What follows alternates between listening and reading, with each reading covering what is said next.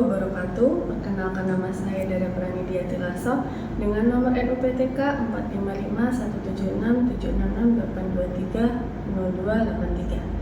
455176768230283. Saya salah satu dosen farmasi di Stikes Karya Putra Bangsa Tulungagung. Dengan rumpun ilmu saya rumpun ilmu terapan, pohon ilmu saya kesehatan ilmu farmasi, dan cabang ilmu saya ilmu farmasi. Saya mengampu beberapa mata kuliah, salah satunya formulasi dan teknologi sediaan cair dan semi padat. Dalam pemaparan video berikut ini, saya akan menyampaikan pernyataan diri dosen untuk unjuk kerja Tridharma Perguruan Tinggi atau disebut PDD UKT PT.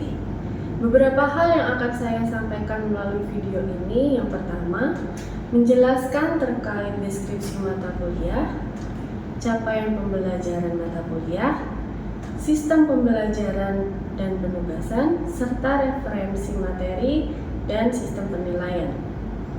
Untuk deskripsi mata kuliah, pada mata kuliah formulasi dan teknologi sediaan cair semi padat merupakan mata kuliah wajib dengan total sebanyak 3 SKS dengan 2 SKS teori dan 1 SKS praktikum. Mata kuliah ini berisi tentang pendahuluan, studi praformulasi, formulasi, pembuatan dan kontrol kualitas sediaan, dan secara keseluruhan materi kuliah teknologi formulasi cair semi padat ini dibagi menjadi 13 pokok bahasan, antaranya formulasi sirup, eliksir, suspensi, emulsi, kulit dan absorpsi perkutan, formulasi momentum, krim, lotion, gel, emulgel, pasta, pembuatan dan pengemasan, serta desain protokol untuk pengembangan dan pengujian sediaan yang diberikan dalam 16 kali tatap muka. Selanjutnya, untuk capaian pembelajaran mata kuliah, setelah mengikuti mata kuliah ini, mahasiswa dapat memahami praformulasi, formulasi, pembuatan, kontrol kualitas sediaan cair semi padat, dan terkait permasalahannya.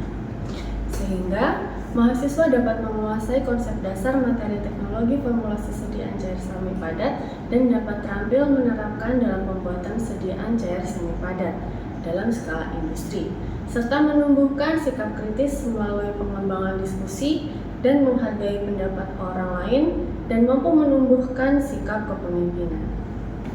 Sistem pembelajaran dalam bentuk tatap muka atau luring dengan metode student center learning serta diskusi dalam kelas dan dengan penugasan mandiri maupun kelompok serta kuis.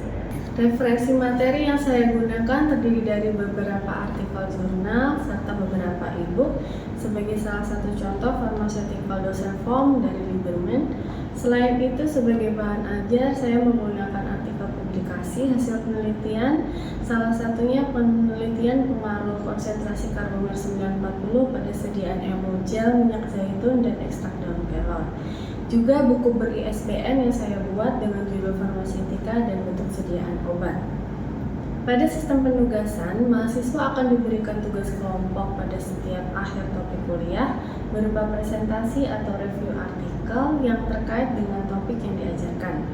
Selain itu, di setiap pertemuan, mahasiswa diberikan kesempatan untuk mengumpulkan poin keaktifan dengan cara bertanya dan menjawab soal-soal yang diberikan saat perkuliahan berlangsung. Pada sistem penilaian terbagi dalam beberapa komponen, diantaranya untuk nilai UTS 30%, nilai UAS 30%, diskusi 20%, dan tugas 20% dengan maksimal nilai A dan minimal nilai E. Demikian pemaparan saya. Selanjutnya pada video berikut ini akan ditayangkan video pembelajaran teori saya dan praktikum di laboratorium. Selamat menyaksikan. Baik, sudah masuk semuanya? Sudah. Assalamualaikum warahmatullahi wabarakatuh. Waalaikumsalam warahmatullahi wabarakatuh.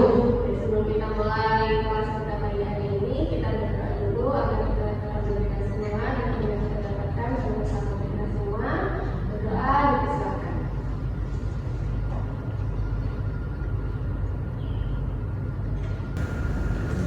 Selesai. Ada yang tidak hadir hari ini? hadir semua. Baik, untuk materi pada pagi hari ini kita lanjutkan dari materi yang kemarin, suspensi, atau minggu ini adalah emosi. Sebelumnya untuk materi suspensi kemarin ada yang mau ditanyakan? Belum. Kalau gitu saya mau konfirmasi nih, kira-kira yang kemarin masih ingat apa enggak? Kira-kira ada yang masih ingat materi minggu kemarin? Saya bisa. Oke, Mas, silakan. Untuk suspensi adalah sediaan yang warna tempat tempatnya yang tidak lalu disebut suspensi, dan juga jika digunakan untuk mata disebut suspensi opami. Oke, terima kasih. Nah, ada yang mau menambahkan? Izin menambahkan dulu, silakan. Untuk pembuatan dari suspensi itu dilakukan dengan cara mencampurkan zat ke dalam pelarut organik, lalu itu dicampurkan dengan air. Setelah itu dilarutkan dengan menggunakan larutan pada suspensi seperti itu. Jadi kita butuh banyak suspensi agent ya. Emosi, ada yang tahu terkait emosi? Sediaan emosi yang ada di pasaran apa? Yang kalian tahu? Diskon emotion. Terus apa lagi?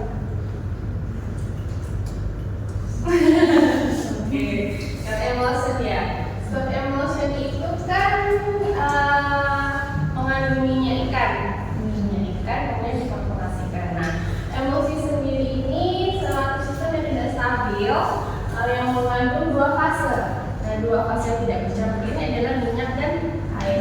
Yang kita tahu kalau minyak dan air diaduk kan nggak bisa bercampur. Nah, itu membutuhkan namanya emulsifying agent. Emulsifying agent inilah yang kita sebut biasanya emulgator.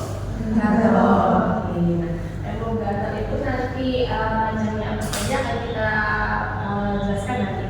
Nah, untuk jenis emosi ada dua, ada mikro emosi dan makro emosi.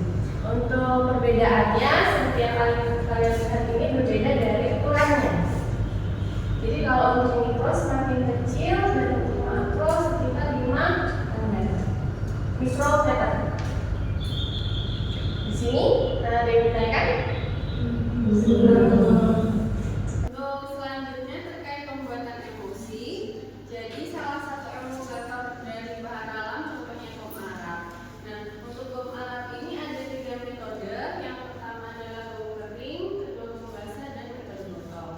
Untuk metode gom kering ini ada perbandingan antara gom arab, kemudian fase minyak dan fase air. Untuk perbandingannya fase minyaknya itu ada di 4, fase air 2, dan gom arabnya jadi 4 banding 2 banding 1. Nah, untuk pembuatannya urutannya ini fase minyaknya ini kita campurkan dulu dengan gom arabnya, emulsifying agentnya. Setelah kita campurkan, baru nanti kita tambahkan si fase airnya sedikit demi sedikit. Nah, untuk yang gom basah ini sama sebenarnya, tapi beda urutannya. Kalau untuk perbandingannya tidak ada, perbandingannya ini sama antara si fase minyak, fase air, dan gom arabnya itu sama. Kemudian untuk urutan pembuatannya, pertama kita membuat musilagnya dulu dengan mencampurkan si emulsifying agentnya itu dengan air. Setelah terbentuk musilagnya itu, baru kita tambahkan fase minyaknya. Kemudian untuk terakhir metode botol, ini dengan pengocokan keras pada botol. Nah, ini emulsifying agentnya si gom arabnya ini kita tambahkan fase minyak, kita kocok dengan keras, kemudian kita tambahkan air sedikit demi sedikit dalam botol. Ada yang belum dipahami? Kemudian untuk jenis emulgator dan cara pencampurannya ini nanti berurutan di mana nanti kita memisahkan antara fase minyak dan fase air. Bisa dipahami? Bisa. Nah, untuk emosi kita perlu mengetahui yang namanya HRB. Ada yang tahu apa HRB? Hidro itu ya? Oke, fungsinya untuk apa?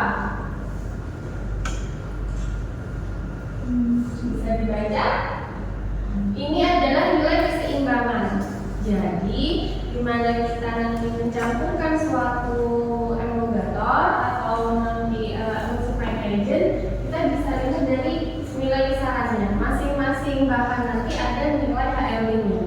Nah, nanti nilai HLB itu yang kita hitung, kemudian yang kita tentukan adalah kita mau bikin emulgator tipe butter in oil atau oil in butter, atau mau bikin penggunaan lainnya seperti foaming agent, wetting agent, atau solubilizing agent. Nah, untuk lebih jelasnya ini masing-masing nilai HLB-nya.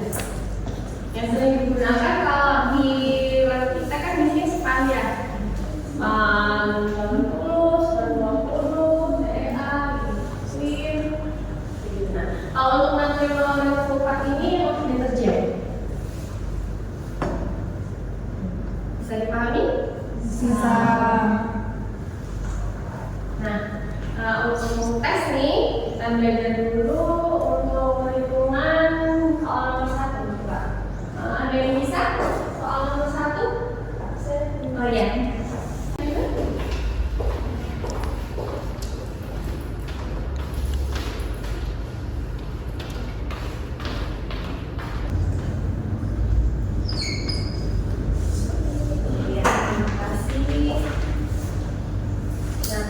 Untuk perhitungan yang pertama, yang kita lihat adalah nilai persentasenya. Jadi ini adalah emulgatornya. Nanti kita lihat di besaran win dan span-nya. Untuk 100% ini, untuk nilai statusnya ini dari unit total jumlahnya ini. Itu dikalikan dengan masing-masing nilai HLB-nya ketemu hasil pencampuran. Kalau 11,85 berarti masuk kemana tadi? Berarti dia masuk ke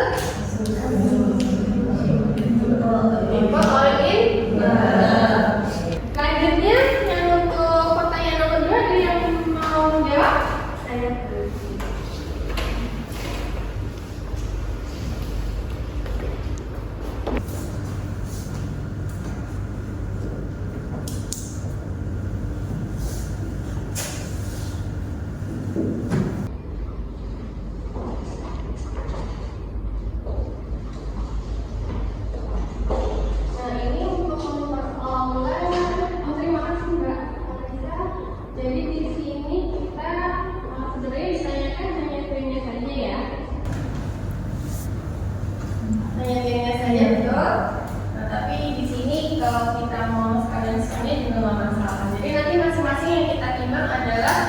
sebesar 3,6 gram untuk grainnya dan spannya adalah 1,4. Dari sini ada yang mau ditanyakan?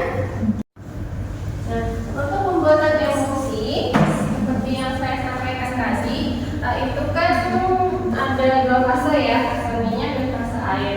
Masing-masing fase ini nanti akan dilakukan dulu air dengan air, minyak dengan minyak. Nah, kemudian nanti akan dicampur dalam mortir yang panas. Kenapa? Karena tadi sebelumnya kan dijelaskan bahwa suhu mempengaruhi juga, sehingga dengan mortir yang panas itu minyak tidak akan beku.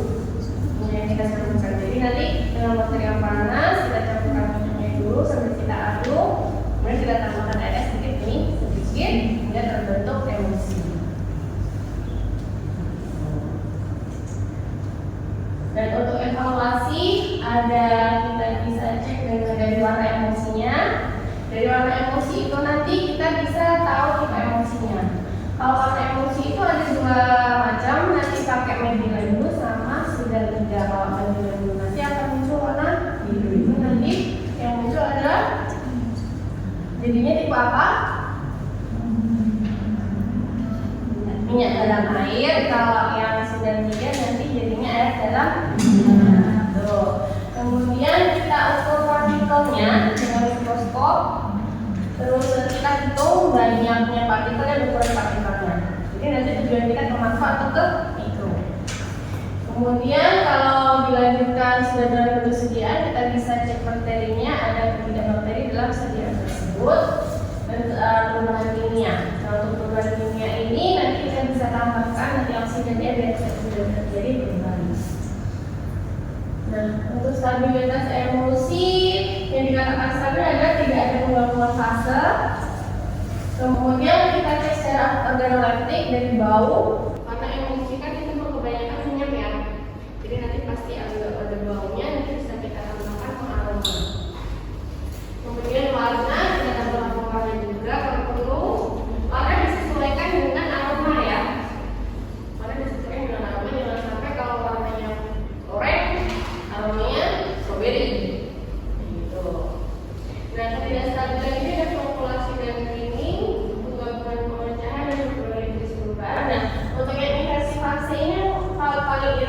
fleksibel karena dia tidak bisa dirubah lagi. Misal itu perubahan apa namanya fase, jadi kan sudah berubah, emosinya rusak. Jadi yang paling fatal adalah depresi fase. Nah, ini adalah contoh formulanya. Di sini bikin safflower oil. Nah, untuk glycerin plus oil yang di sini adalah polisorban ini sebagai emulgator. Untuk cara pembuatannya yang pasti kita timbang masing-masing bahannya. Seperti yang kita jelaskan tadi, safflower oil atau oil polisorban ini kan fase minyak. Kita campurkan dulu fase minyaknya, kemudian glycerin alkohol ini ditambah kandungan airnya akan membentuk fase air. Dipastikan emulsinya ini tidak boleh sampai pecah. Baik, untuk materinya kira-kira ada yang mau ditanyakan atau mau dikonfirmasi? Ya, silakan Mbak. Sebelumnya untuk konfirmasi ulang, jadi tadi pada evaluasi emulsi pada bagian pewarnaan itu kan menggunakan metilen blue dan soda 3. Jadi itu pada metilen blue itu menghasilkan warna merah. Mohon maaf, pada metilen blue itu menghasilkan warna biru, sedangkan pada soda 3 itu menghasilkan warna merah. Jadi untuk yang menggunakan metilen blue nanti itu tipe minyak dalam Hasilnya yang muncul tipe emulsinya minyak dalam air. dan yang menggunakan soda 3 itu berarti tipenya itu air dalam minyak. Terima kasih Bu. Ada lagi? Sudah cukup?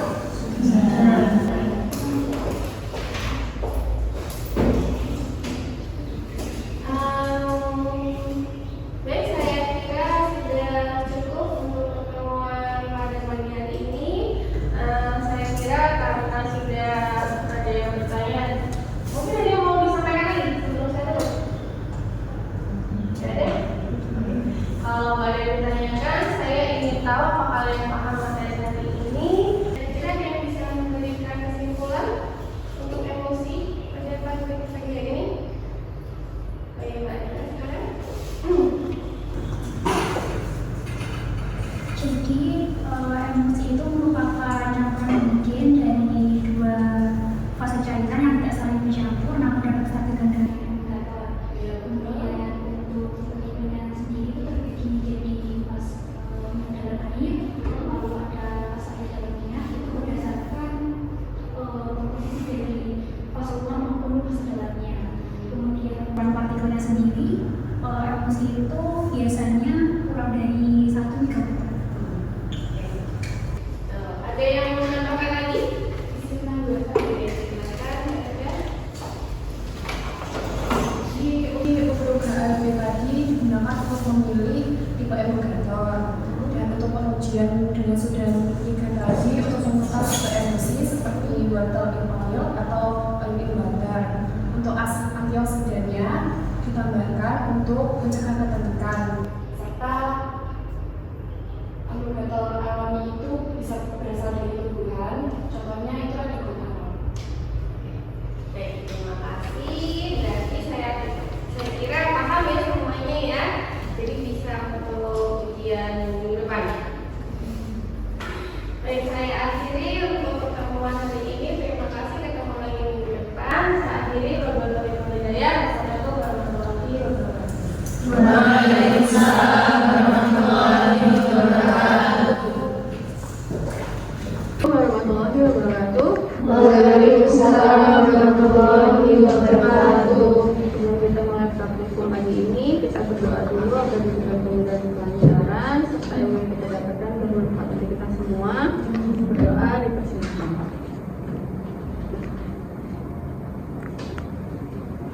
Selesai, disiapkan pretestnya.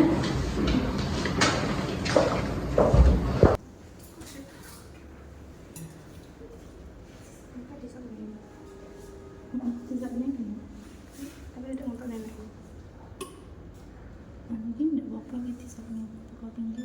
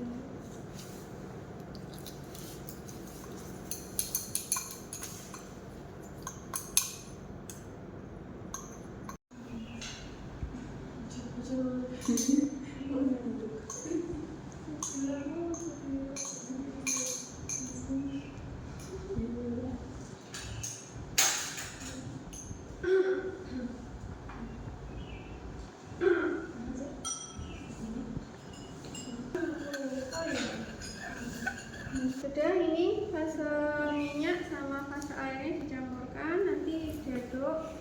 Yang salah satu ngaduk, yang salah satu mencampurkan. Biar dipegang ininya.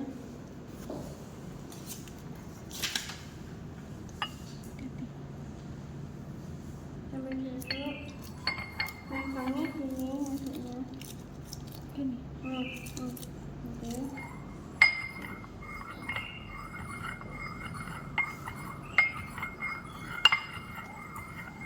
Dilanjutkan sama fase airnya.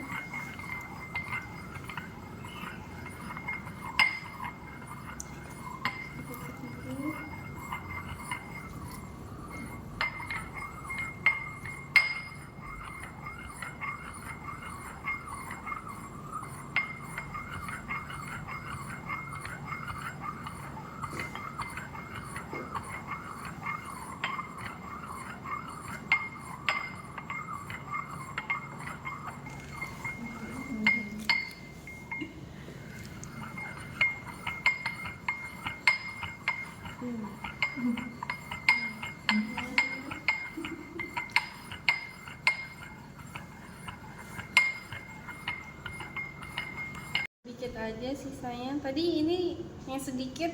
Oh, separuh di sini, sedikit di sini. Oh iya, jadi yang Ini sedikit semuanya di sini. berarti? Nah, boleh. Udah cukup segitu aja. Nah, ini ditetesi metilen blue, coba kita lihat dia larut apa enggak.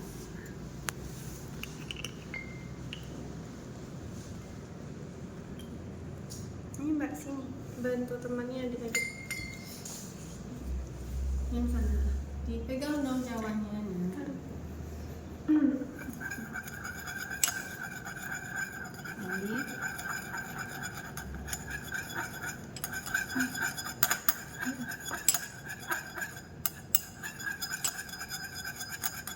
Larut ya. Kalau larut berarti apa? Dalam air.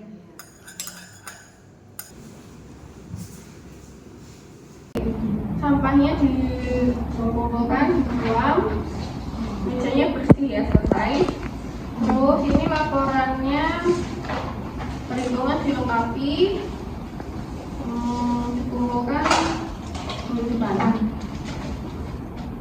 Selesai kan? Belum. Oke, kalau tidak ada, kita akhiri. Terima kasih. Wassalamualaikum warahmatullahi wabarakatuh.